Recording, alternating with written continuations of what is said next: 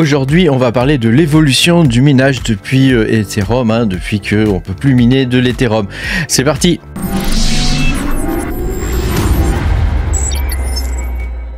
Bonjour les amis, je suis très content de vous retrouver aujourd'hui pour cette nouvelle vidéo où on va parler de l'évolution du minage depuis Ethereum, depuis qu'on peut plus miner de l'Ethereum, depuis le fameux The Merge. Pense à mettre un petit pouce bleu et puis à t'abonner à la chaîne si t'es pas abonné. Voilà, je te rappelle que tu peux me soutenir en allant sur patreon.com/makertronic. Tu pourras voir mes vidéos en avance et puis tout ordre d'autres trucs.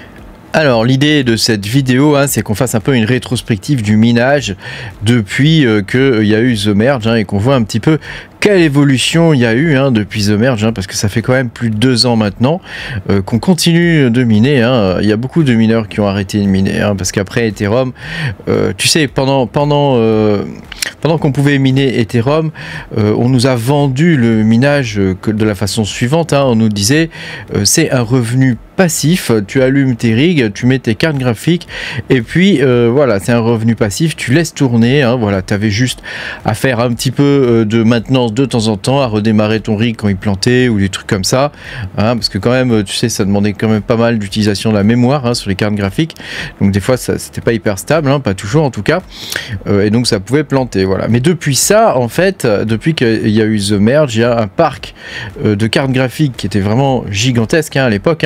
On achetait d'ailleurs à l'époque les cartes graphiques plus de 1000 euros, certaines cartes graphiques, les 3070 c'était à 1000 balles quand même. T'imagines quand même ce qu'on a payé à l'époque.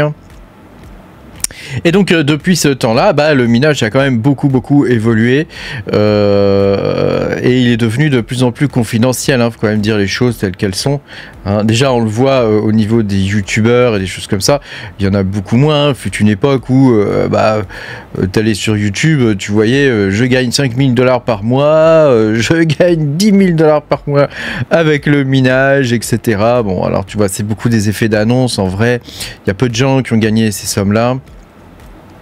Simplement parce qu'il y en a qui le gagnaient mais qui réinvestissaient, et la plupart ont réinvesti, tu sais, c'est un peu un serpent qui se mord la queue, la plupart ont réinvesti dans des cartes graphiques derrière en se disant plus j'en ai, plus je gagne, et au final ils sont restés avec leur matériel qui depuis vaut un tiers, voire un quart de sa valeur initiale, c'est-à-dire que maintenant tu vends une 3070 à 250 $, 300 $ à peu près, dans ces eaux-là, ou euros, tu vois, dans ces eaux-là.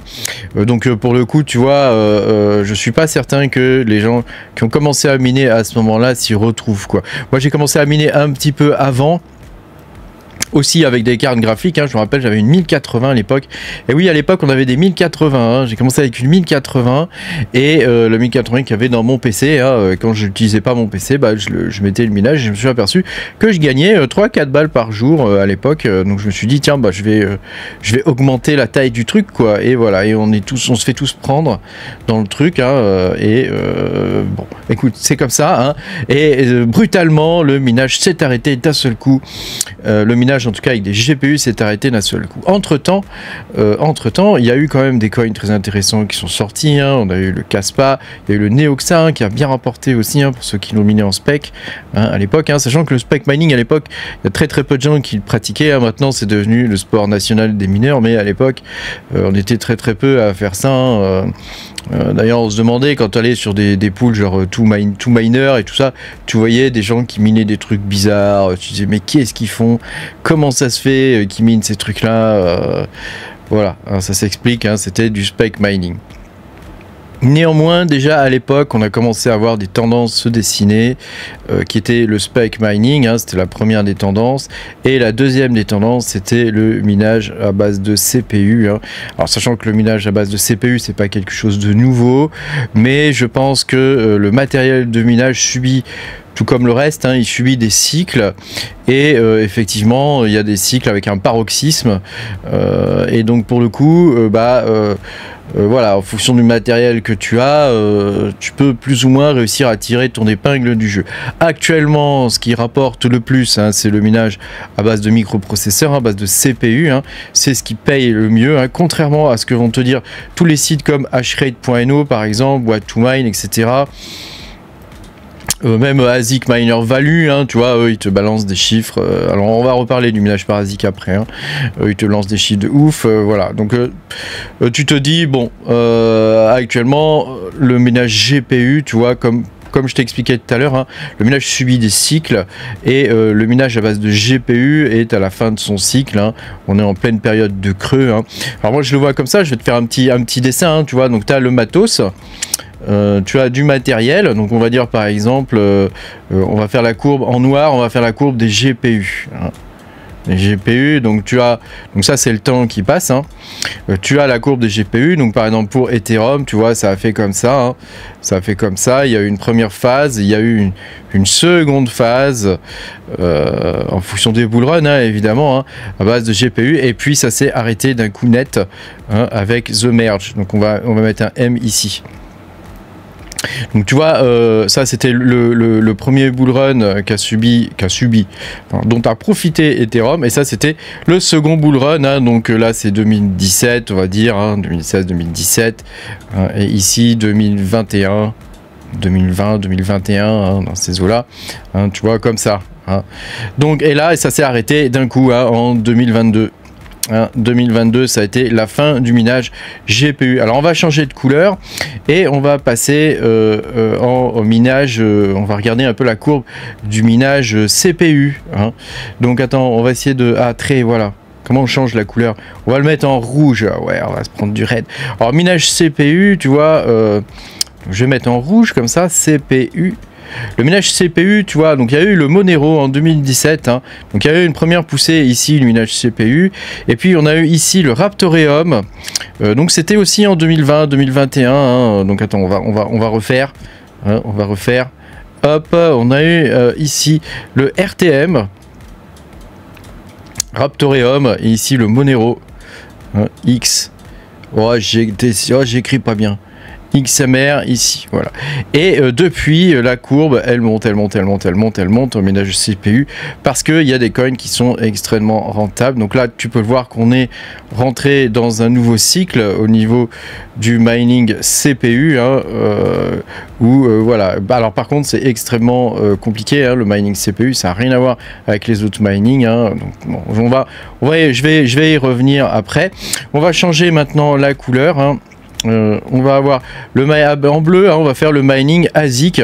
Alors je vais exclure le Bitcoin du mining ASIC. Le mining ASIC il suit pas vraiment des cycles comme ça, puisque le mining ASIC, comme il est extrêmement lié à un coin, c'est-à-dire qu'avec un ASIC tu peux miner un coin, enfin un algorithme quoi, donc a priori ça sera un coin. Hein. Voilà. On a eu le mining Bitcoin, on va dire, hein, donc qui lui est en montée croissante comme ça, hein. Mais tu as le mining Kaspa qui depuis 2021 explose aussi, hein. Donc là tu vois au niveau du mining on a voilà. Alors je vais pas parler d'Alephium, de Cadena et des coins un peu secondaires on va dire, hein. On va parler uniquement de Kaspa et de Bitcoin, hein. Donc ce sont deux mining qui sont rentables. Alors il faut faire quand même attention avec le mining Kaspa à base d'ASIC, hein, parce que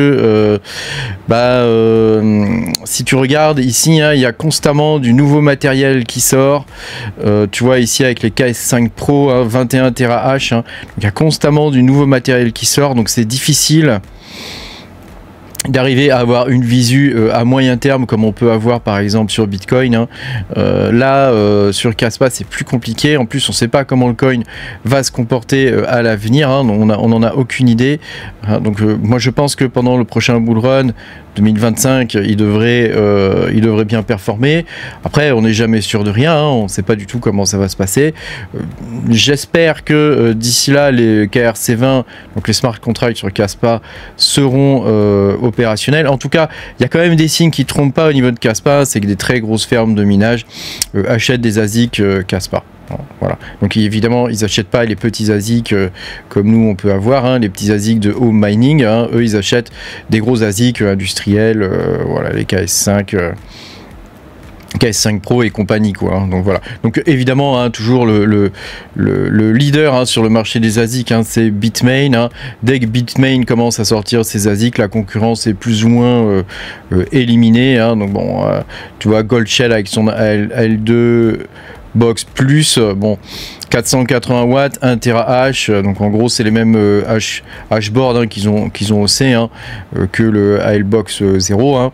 Je pense hein, que c'est quelque chose comme ça, et on est déjà qu'à 12 hein. Donc Gold Shell ils vendent leur bécane à 10 000 balles, donc si tu achètes ce genre de machine c'est très difficile d'être rentable et de revenir dans tes frais hein. Donc c'est quand même très risqué, voilà. Après voilà, c'est vraiment fait pour les gros players ce genre de truc quoi. Après bon, avoir des petits home miners, des petits ASIC et des choses comme ça, pourquoi pas quoi hein, pourquoi pas.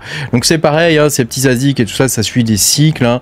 Donc on a eu les KS0, les KS0 Pro, Ultra et tutti quanti hein, et compagnie hein, en home mining.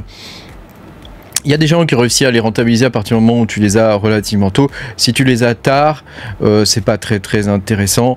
Bon voilà. Bon après tu peux les avoir quand même histoire par curiosité aussi, hein, parce que c'est vrai que maintenant on les trouve vraiment à pas cher. Mais voilà, ça peut être intéressant si tu les trouves à pas cher, hein, d'occasion, des choses comme ça, y compris à démonter pour voir ce qu'il y a dedans. Hein, pourquoi pas. Hein, voilà. Donc tu vois le matériel au niveau du minage suit des cycles. Alors ce qui a été vraiment difficile hein, c'est le fait que Ethereum a planté les mineurs qui ont soutenu son réseau pendant longtemps. Depuis le début en fait les mineurs soutenaient le réseau d'Ethereum et ils ont été plantés d'un coup. Alors ça a été extrêmement difficile. Le parc de GPU est gigantesque encore hein. Il y a beaucoup de gens qui ont leurs machines qui sont à l'arrêt. Donc on n'est pas prêt de retrouver une rentabilité intéressante sur les GPU. C'est néanmoins, pour ceux qui en ont déjà, hein, c'est néanmoins intéressant à conserver parce que il peut y avoir des coins rentables de temps en temps. On l'a vu, hein, par exemple avec le Radiant, avec le Nexa. Hein, voilà, une seconde génération de coins qui ont été faits avec de l'ancien, parce que ce sont des coins qui sont dérivés du BCH, hein, donc du Bitcoin Cash. Hein. Donc tu vois, voilà, ça peut être intéressant de les conserver pour miner occasionnellement, hein. Ou alors, comme on dit, l'occasion fait le larron. Tu peux avoir des nouveaux coins qui sortent, qui se minent à base de GPU, hein, comme le Xelis par exemple. Voilà. Après, c'est pas extrêmement rentable non plus pour l'instant le Xelis, mais bon, on verra bien la suite, ce que ça va donner. Hein. Voilà, donc actuellement tu vois le mining il évolue de cette façon là hein. Alors il y a aussi l'intelligence artificielle dont il faut qu'on parle, hein. Ce qu'ils appellent le DePIN, hein. Donc ce sont des réseaux décentralisés qui visent par exemple à mettre ton matériel à disposition pour pouvoir faire des calculs sur l'intelligence artificielle. Donc alors là, on a plusieurs types de nouveaux coins hein, qui sont arrivés un petit peu plus tard en 2023. Hein. On a le Dinex et le Cubic. Hein. Dinex c'était 2022, il me semble. Hein. On a le Dinex et le Cubic hein, qui sont des réseaux généraux pour faire du calcul à base d'intelligence artificielle. Et puis on a aussi tout ce qui est vraiment DePIN. Hein. Donc là, on a Vase.ai, etc. Mais eux, ils n'ont pas de token, mais tu peux louer ton matériel. Hein, voilà. Sachant que eux, ils demandent quand même à ce que tu aies du matériel récent, et donc le matériel de minage qu'on avait en 2018 ou 2020, les 3070 par exemple, bah, il est plus bon quoi. Hein, il est plus bon pour ces trucs là. Donc là il faut que tu aies des 40-90 voire les 50-90 quand elles vont sortir quoi. Alors, donc tu vois qu'au niveau du minage GPU, voilà, si tu as du matériel que tu avais déjà, bah bon bah tu peux le conserver, parce que comme on dit, l'occasion fait le larron. Moi je conserve mes GPU, j'ai vendu mes AMD mais je conserve mes Nvidia au cas où, hein, il peut y avoir des trucs intéressants, hein, parce que si je les vends actuellement, je vais en tirer quoi sur du rig de 3000 balles, c'est peut-être pas très intéressant. Enfin peut-être un peu plus, 3000 balles, c'est peut-être pas très intéressant. Je préfère les garder au cas où il y a un coin, tu sais, des fois sur un coup ou deux, tu peux gagner 3-4 000 balles, on sait jamais, hein. On sait jamais ce qui peut se passer dans le monde du minage, hein. Où il peut y avoir un coin qui sort comme ça de nulle part, qui est très intéressant à miner et qui peut être rentable. Donc ça peut être pas mal quoi, ça peut être pas mal. Merci beaucoup d'avoir regardé cette vidéo. Pense à mettre un petit pouce bleu et à t'abonner à la chaîne si t'es pas abonné. Et puis moi je te dis à bientôt hein, pour de nouvelles aventures. Salut, salut.